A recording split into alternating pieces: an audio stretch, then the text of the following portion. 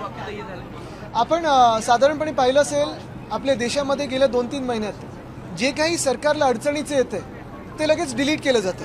मग सोशल मीडियावरनं असेल, मीडियाला असेल, आणि मला तर सांगितलं जातं की काल जी थोडी बाचाबाची झाली आणि जे आम्ही प्रश्न विचारले आणि जे आम्ही सांगितलं की राम मंदिर लुटणारे आम्हाला काही बोलू शकत नाहीत, ते आत्ता मला सांगतायत की जी अधिकृत वेबसाईट आहे महाराष्ट्र लेजिस्लेटिव्ह असेंब्लीची त्याच्यातून काढलं गेलेलं आहे. असो, ते जरी काढलं असेल तरी मला वाटतं मुद्दा ज्यांच्यापर्यंत पोचायचा होता तो पोचलेला आहे. एकच असं वाटतं की भाजपनी राम मंदिरच या देशातून डिलीट करू नये, कारण तेच त्यांना अडचणीचं झालं. एवढंच मला वाटतं सांगणं गरजेचं आहे. काही कारण नाही, आम्ही विचारलं पण नाही, कारण हे आम्ही अपेक्षितच करतो. लोकशाही असती तर असं झालं नसतं. देशात हुकुमशाही लेबल लावण्याची हिंमत नाही आहे, पण तशी चाललेली आहे. कल्याण डोंबिवलीच्या नगरसेवकाला दवाखान्यात ऍडमिट केलं होतं, त्यानंतर त्याला डिस्चार्ज मिळाला. आज कोर्टात हजर केले जाते. कोर्ट सुद्धा म्हणते की तू प्रत्यक्षात हजर राहत तरच तुझी सुनावणी व्हायची. मला वाटतं एक आपण पाहिलं असेल, ज्या रमेश म्हात्रेंनी महिला असो की पुरुष असो दोन्ही डॉक्टर्सवर आणि नर्सेसवर हात उचलला, अतिशय घाणेरड्या शब्दांमध्ये शिवीगाळ केली, तो ऑडिओ मला वाटतं काही सोशल मीडियावर आपण पाहिलं असेल, चॅनल्स दाखवू शकतच नाहीत, कारण त्यांना सगळं ते पूर्ण टिंबटिंबच करायला लागेल. पण हे सगळं झाल्यानंतर आम्ही तिथे व्हिजिट केली आणि व्हिजिट झाल्या जाब विचारल्यावर रमेश म्हात्रेंना अटक झाली. पण अटक झाल्यानंतर गृह खात्याने देखील त्यांना हॉस्पिटलमध्ये ॲडमिट कसं होऊ दिलं हे मला माहिती नाही. खरं तर नीट त्या लायकीपर्यंत आणून की आता सूज आलेली आहे, आता ॲडमिट करायची, एवढं सगळं केल्यानंतरच पोलिसांनी त्यांना ॲडमिट करायला पाहिजे होतं.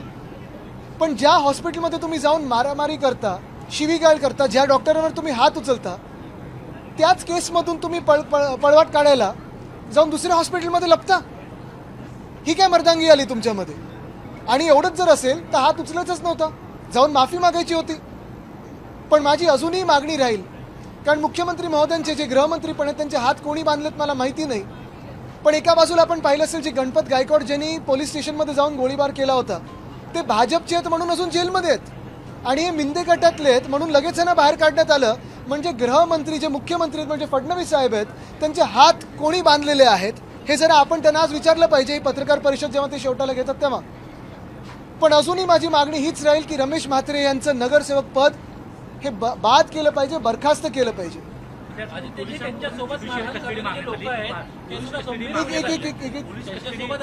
एक या बाजूला मग या बाजूला आज अध्यक्ष असं करत नाही तर आम्ही करतो.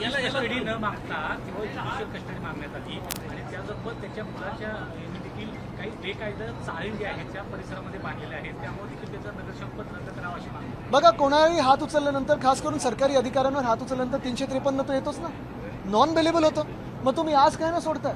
दुसरी गोष्ट म्हणजे सगळं तर CCTV मध्ये काही तर जपतंय. तुम्ही पाहिलं असेल CCTV मध्ये सगळं काही दिसतंय.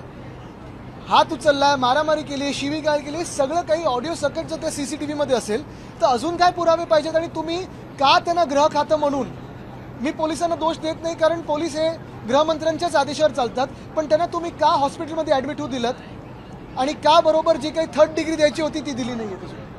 सोबत असणारे जे आहेत ते सुद्धा गंभीर स्वरूपात त्यांच्यावर आरोप आहेत. गुन्ह्याचा गुन्हा आहे, मारहाणीचे गुन्हे त्यांच्यावर दाखल आहेत, त्यांच्यावर अद्याप कारवाई नाही आहे. ह्यांच्यावर कारवाई अजून झाली नाही कारण हे तिकडचे जे स्थानिक खासदार आहेत त्यांचे जवळचे आहेत. आता जे मुख्यमंत्री बोलतात भाडेके वगैरे काय काय ते मी बोलणार नाही, पण तसेच आहेत, समजून घ्या. त्याचबरोबर मंगलप्रभात घोडाने एक बातमी केलं आहे. त्यांनी म्हटलं की भारत हे सोने की चिडी आहे, सोने की चिडी आहे, स्टार्टअप होतं शेतीप्रधान देश म्हणून. मग ते बिल्डिंग क्षेत्रात का घुसलेत? करावं त्यांनी स्टार्टअप, करावं की असे शेती, लोढा काय, लोढा ॲग्रिकल्चर, लोढा स्टार्टअप, हे पण दिसेल आपल्याला. बांद्रा रिझर्वेशनमध्ये जे फुटबॉल ग्राउंड आहे त्याचा आता कन्व्हेन्शन हॉलमध्ये रूपांतर करण्याचा प्रस्ताव आहे, त्या संदर्भात आम्ही ह्याच्यावर विरोध केलेला आहे, आंदोलनं होतात, आणि मी फक्त देशभरात नाही तर जगभरात सगळ्या फुटबॉलर्सना सांगत आहे की तुम्ही हे ग्राउंड वाचवायला पुढे आलं पाहिजे. जेव्हा मी आता तुम्ही पाहिलं असेल मुंबई फुटबॉलचा अध्यक्ष आहे, गेल्या 10 वर्षामध्ये आम्ही अंधेरी स्पोर्ट्स कॉम्प्लेक्समध्ये जेव्हा आम्ही मुंबई महानगरपालिकेत सत्तेत होतो तिथे एक नॅचरल टर्फ FIFA लेवलचं आम्ही चांगलं फुटबॉलचं मैदान केलं होतं. तिथे आमचे 3rd division, 2nd division, 1st division, elite आणि देशातले देखील खेळपट्टू तिथे येऊन फुटबॉल खेळत होते. 64 वर्षानंतर आपल्या शहरामध्ये इंटरनॅशनल मॅच झाली होती. ह्याचा उल्लेख इंडियन फुटबॉल टीमने देखील अनेकदा केलेला आहे. सेंट झेवियर्सचं आमचं मैदान आहे ते देखील आता BMCकडे प्रलंबित आहे, ते आम्हाला हस्तांतर होणं गरजेचं आहे. तिथे देखील माझ्या कानावर आहे, तिथे स्थानिक जे भाजपचे आमदार आहेत ढापायचा प्रयत्न करत आहेत कोळंबकर साहेब.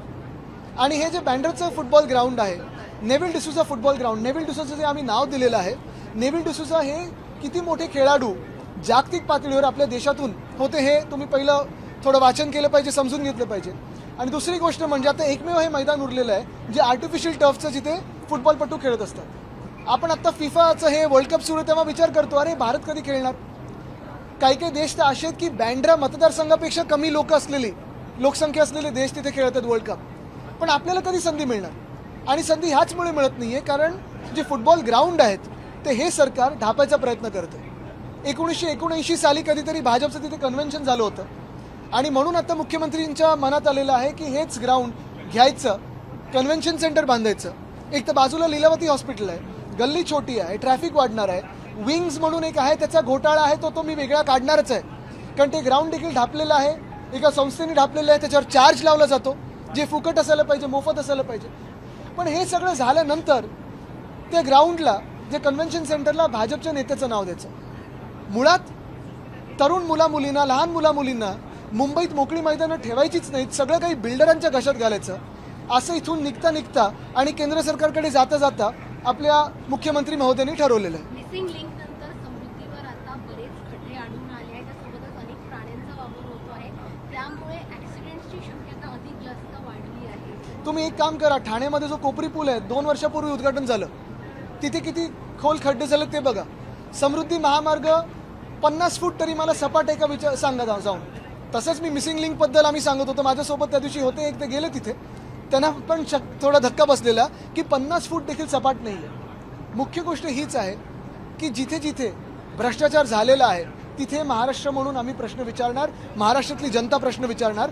हे जर मुख्यमंत्र्यांना झोंबत असेल तर कितीही झोंबलं तरी आम्ही थांबणार नाही. शेतकरी सरसकट कर्जमाफीची मुदतवाढ पुन्हा एकदा देण्यात आली आहे, त्यामुळे जे आश्वासन शेतकऱ्यांना दिलं गेलं होतं ते पुन्हा एकदा फेल ठरलंय. हे सरकार कोणाचंही नाही आहे. शेतकऱ्यांच्या आत्महत्या वाढत चालल्यात, शेतकऱ्यांचं तुम्ही हाल पहा आत्ता काय. तरी देखील सरकार मजामस्ती करते. भ्रष्टाचार पैसे आहेत, आमदार खासदार विकत घ्यायला पैसे आहेत, पण शेतकऱ्यांना मदत करायला पैसे नाही. जे 6 खासदार आमचे विकत घेतले नाही, हेच जे सगळे पैसे शेतकऱ्यांमध्ये वाटप केलं असता तर अनेकांची कर्ज सरसकट माफ झाली असती. अधिवेशनाचा शेवटचा दिवस आहे, विरोधी पक्षाशिवाय अधिवेशन. विरोधी पक्षाची एवढी भीती आहे की एक दिवस पण ना विरोधी पक्ष नेता कोणाला अपॉइंट करता येत नाही. अजय जी, कल हमने देखा कि जिस तरीके से मतलब परसों पवार साहब आके बैठ के जो एकनाथ शिंदे कैबिनेट में बैठी थी, आज सुप्रिया सुळे ने उस पर एक बयान दिया हुआ है कि एक बड़ी बात नहीं है, बहुत छोटी बात है और एकनाथ शिंदे का बड़प्पन था, उन्होंने बुलाया अपने केबिन में. तो इस बयान मैंने बयान को देखा नहीं, लेकिन कल हमारे संजय राउत जी ने उनको जवाब दिया है. लेकिन सवाल यही है कि जिस तरह से इसमें महाविकास आघाड़ी में कहीं ना कहीं हम तो गए नहीं है तो हम क्यों जवाब दें. ते म्हणत होते की उद्धव ठाकरे जर अजित पवारांना भेटत असतील त्यावेळी, म्हणजे उपमुख्यमंत्री झाल्यानंतर ते पण भेटत होते. पण मुख्य गोष्ट ही आहे की फोडाफोडीचं राजकारण आज आपल्या राज्यामध्ये जर पाहिलं तर भ्रष्टनाथ मिंदे यांनी केलेलं आहे. आणि हे भ्रष्टनाथ मिंदेंचा हात समृद्धीमध्ये आहे, भ्रष्टनाथ मिंदेंचा हात मिसिंग लिंकमध्ये आहे, भ्रष्टनाथ मिंदेंचा हात कोपरी पुलाच्या खड्ड्यांमध्ये, भ्रष्टनाथ मिंदेंचा हात ही जे झाडं पडतात त्यांच्यामध्ये. आणि हेच भ्रष्टनाथ मिंदे जेव्हा पाऊस पडत होता कोणी प्रश्न विचारू नये म्हणून सलाईन लावून बसले होते. खोटं नाटक होतं त्यांना उत्तर देता येत नाही म्हणून ते लपत होते.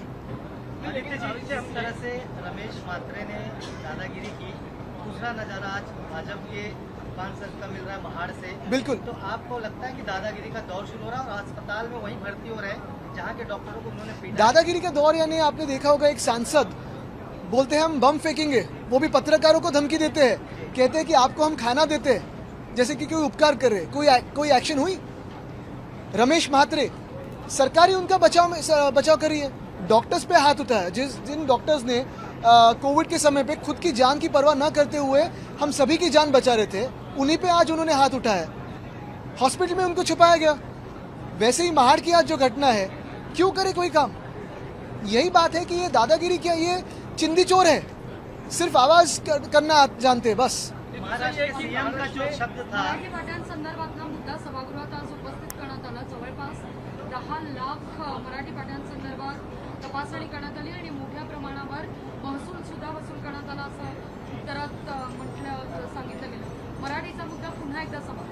मला वाटतं 2च गोष्टी आहेत ना. मराठी पाट्यांचा विषय तर आम्ही सगळे लावून धरतच आहोत, पण आपण अध्यक्ष महोदयांचं मराठी ऐकलंच असेल. दीनदयाळ मंगेशकर आले होते त्याच्यात. आणि त्यानंतर देखील आपण काल मुख्यमंत्री बघत होते, त्यांना नवीन शौक आहे हिंदीमध्ये दमदाटी करायची. कदाचित ते आता केंद्र सरकारची जी जबाबदारी, आणि मी परत म्हणतोय की हे त्यांचं शेवटचं अधिवेशन मुख्यमंत्री म्हणून आहे, आता केंद्र सरकारची ती तयारी करायला लागली म्हणून काल हिंदीत बोलत होते. आदित्य जी, यही सवाल है कि जिस तरह से कल उनकी भाषा थी सीएम की, इसके पहले देखने को नहीं मिली और दादागिरी के रूप में दिखाई दे रहे थे, और उनसे जवाब मांग रहे हैं महाराष्ट्र, लेकिन उनका धमकी भरा संदेश.